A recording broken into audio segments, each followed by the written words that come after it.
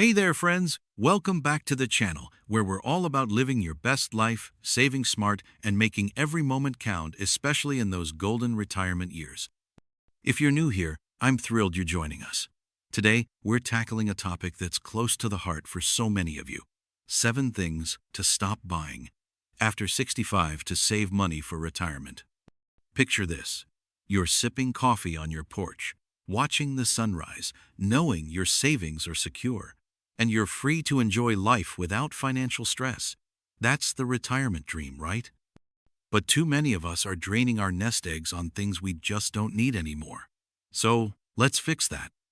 Grab a notebook, maybe a snack, and let's dive into how to keep more money in your pocket for the things that truly matter, like that cross-country RV trip or spoiling your grandkids rotten. Hit that subscribe button, tap the bell, and let's get started. Turning 65 is a big deal. For most of us, it's the gateway to retirement, a time to slow down, reflect, and enjoy the fruits of decades of hard work. But here's the reality. The average American retiree lives on about $48,000 a year, often from Social Security, a modest pension, or carefully saved 401k funds.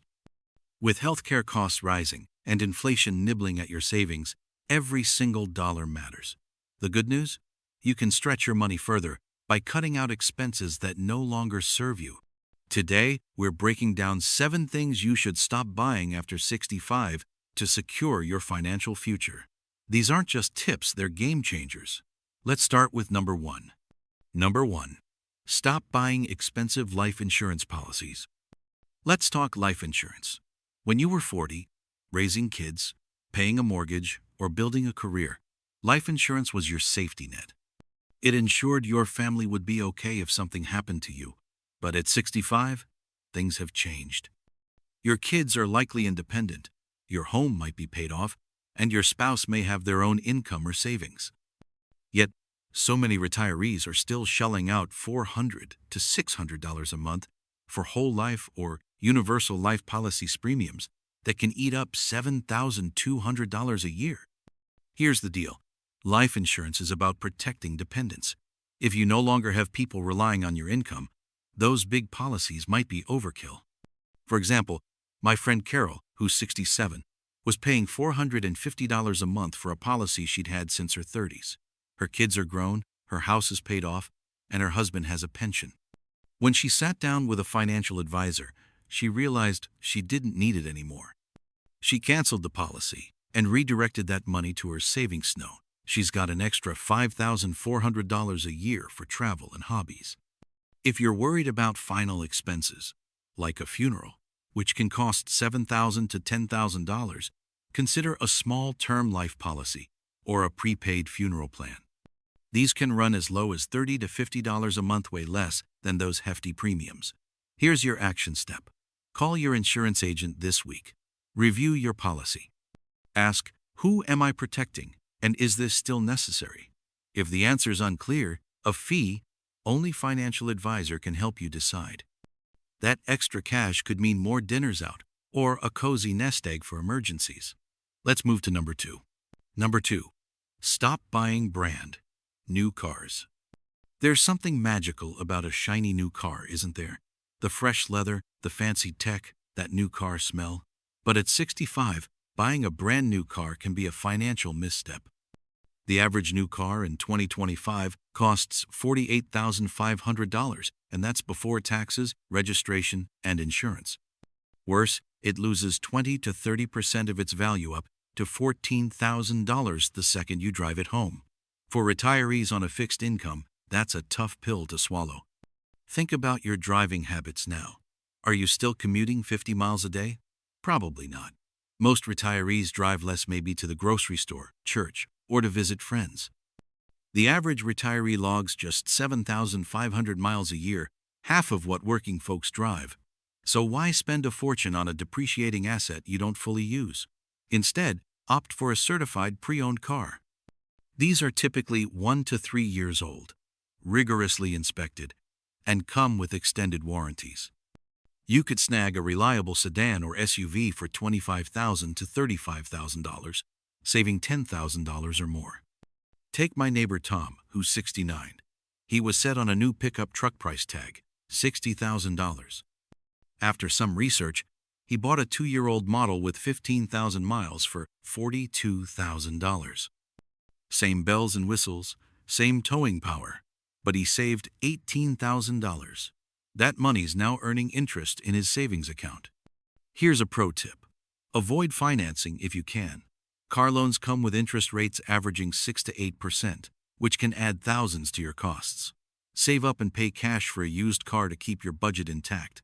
Check sites like Carfax or Kelley Blue Book to find deals in your area. Your retirement funds will thank you. All right, number 3 is a sneaky one. Number 3. Stop paying for unused subscriptions and memberships. Subscriptions are like ants at a picnic small, but they add up fast. Gym memberships, streaming services, magazine subscriptions, even that golf club you haven't swung a club at in years, they're quietly draining your bank account. The average American spends $300 a month on subscriptions, and retirees often get caught in this trap because, well, life gets busy, and it's easy to forget what you're paying for. Let's do the math. Say you've got Netflix at $15, Hulu at $12, a news app at $10, a gym membership at $60, and a country club fee at $150. That's $247 a month, nearly $3,000 a year, for things you might not even use. At 65, it's time to take a hard look at these expenses. Here's a story. My Aunt Betty, who's 66, was paying $80 a month for a gym she visited twice a year. She loved the idea of staying fit, but her knees made workouts tough. She canceled the membership and started doing free chair yoga videos on YouTube. She also dropped 2 streaming services and kept just one. Result? She's saving $1,200 a year, which she's using to fund a pottery class she loves. Your action plan.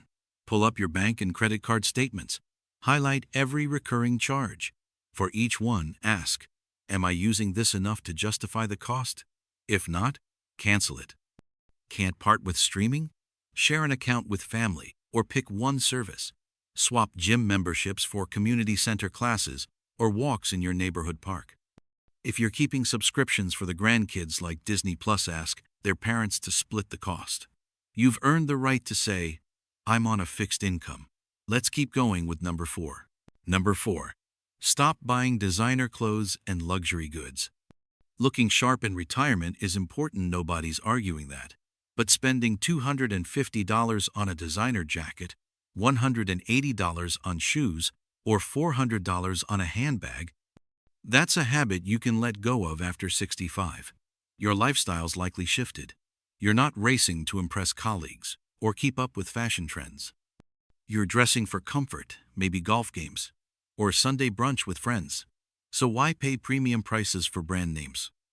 The average retiree spends $1,600 a year on clothing and accessories, but you can cut that in half without sacrificing style. Stores like Marshall's, TJ Maxx, or Nordstrom Rack offer quality clothes at 50 to 70% off retail. Thrift stores are gold mines for unique finds, and online retailers like Amazon or ThredUp have deals on everything from casual wear to dressy outfits. My cousin Ed, who's 71, used to drop $120 on dress shirts for his office job. Now retired, he shops at Kohl's clearance racks and gets similar shirts for $25. He's still the best-dressed guy at his book club, but he's saving $600 a year. That money's funding his new passion, birdwatching gear. Here's how to do it. Build a capsule wardrobe. Pick versatile pieces. Think neutral slacks, cozy cardigans, or sturdy shoes that mix and match. Aim for quality over quantity, but skip the logos. Check out sales at outlet malls or join email lists for stores like DSW or Macy's for coupons. Looking good doesn't have to mean breaking the bank. Number 5's up next, and it's a big one for homeowners. Number 5. Stop overspending on home maintenance and upgrades. Your home's your haven, especially in retirement, but it can also be a financial black hole if you're not careful. After 65, many retirees get the itch to renovate, maybe a gourmet kitchen, a spa-like bathroom, or a deck for summer barbecues. But these projects aren't cheap. A kitchen remodel can run $25,000 to $50,000, and even a bathroom update can hit $15,000. Plus, studies show you might only recoup 60% of that cost if you sell your home. If you're planning to downsize in 5 or 10 years, why pour money into a house you won't stay in? Even if you're staying put, big upgrades can strain your savings. Instead, focus on essential maintenance, fixing a leaky roof, replacing a failing HVAC system, or upgrading to energy-efficient windows. These keep your home safe and lower utility bills without busting your budget. For example, my friend Maria, who's 68, was quoted $35,000 for a full kitchen overhaul. Instead, she spent $2,000 on new countertops, cabinet paint, and a modern faucet. Her kitchen looks brand new, and she saved $33,000, enough for a dream trip to Hawaii. Here's a tip. Get multiple quotes for any home project to avoid overpaying. And if your home's too big or costly to maintain, think high property taxes or 3,000 square feet for just you and your spouse, consider downsizing. A condo or smaller house can slash utilities, taxes, and upkeep by $2,000 a year or more. Talk to a realtor to weigh your options. Okay, let's hit number 6. Number 6. Stop paying for premium healthcare plans you don't need. Healthcare's a non-negotiable in retirement, no doubt. The average 65-year-old couple spends $15,700 a year on medical costs, even with Medicare. But here's where retirees trip up. Overpaying for supplemental plans like Medigap or Medicare Advantage that include perks they don't use. Some plans cost $250 to $400 a month for extras like gym memberships, acupuncture, or enhanced vision coverage benefits you might not need. Medicare Parts A and B cover hospital stays, doctor visits, and some preventive care. If you're healthy and only see the doctor for checkups, a basic Medigap plan at $120 to $150 a month might be enough. But many retirees stick with deluxe plans out of habit or fear of not having enough coverage. Take my friend George, who's 70. He was paying $320 a month for a Medigap plan with dental and vision riders. Problem? He only needed cleanings, and his glasses were updated years ago. He switched to a simpler plan for $140 a month, saving $2,160 a year. That money's now funding his woodworking hobby. Your move. During Medicare open enrollment, the 15th of October to the 7th of December, review your plan. Use Medicare's website or call their helpline at 1-800-MEDICARE to compare options. Ask, am I using these extra benefits? If not, switch to a cheaper plan. Also, save on meds by using GoodRx or Walmart's prescription program. Some generics cost as little as $4 a month. These tweaks can free up hundreds for what you love. Let's wrap up with number 7. Number 7. Stop funding your adult kids' lifestyles. This one's tough, I know. As parents, we never stop wanting to help our kids, whether they're 30 or 50. But after 65, your financial focus has to shift to your own security. Too many retirees are covering their adult children's expenses, cell phone bills, car payments, even rent, sometimes $500 to $1,500 a month. That's $6,000 to $18,000 a year that could be in your savings or investment accounts. I'm not saying abandon your kids. If they're facing a true emergency like a job loss or medical crisis, step in if you can. But if they're working adults with steady incomes, it's time to cut the cord. Subsidizing their lifestyle risks your own financial health, and nobody wants to lean on their kids later because they ran out of money. My friend Pat, who's 66, was paying $600 a month for her daughter's car loan and insurance. Her daughter's 38, with a good job. Pat had a heart-to-heart, explaining she needed to prioritize her retirement. Her daughter took over the payments, and Pat's now saving $7,200 a year. They're closer than ever, and Pat's stress is way down. Here's how to handle it. Have an honest talk. Say, I love you, but I need to focus on my future. Let's work out a plan for you to take over these costs. Offer non-financial help like resume advice or watching the grandkids. If you're nervous about the conversation, practice with a friend or spouse first.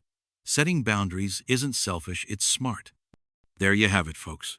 The 7 things to stop buying. After 65 to save money for retirement. Quick recap. Ditch expensive life insurance you don't need. Skip new cars and buy used. Cancel unused subscriptions. Pass on designer clothes. Limit home upgrades to essentials. Reassess premium healthcare plans. And set boundaries with adult kids' expenses. These aren't about giving up joy, they're about gaining freedom. Every dollar you save is a dollar for that bucket list trip, a cozy retirement home, or just the peace of mind that you're set for life. Retirement's your time to live on your terms, and these choices make it possible. If this hit home, give the video a thumbs up and share it with a friend who's eyeing retirement. Drop a comment below. What's one expense you've cut to save money? Or what's your biggest retirement worry? I read every comment and love hearing from you. Don't forget to subscribe and hit that notification bell for more tips to live smarter and save bigger. Thanks for watching, and I'll see you in the next one. Stay wise, stay thrifty, and keep shining.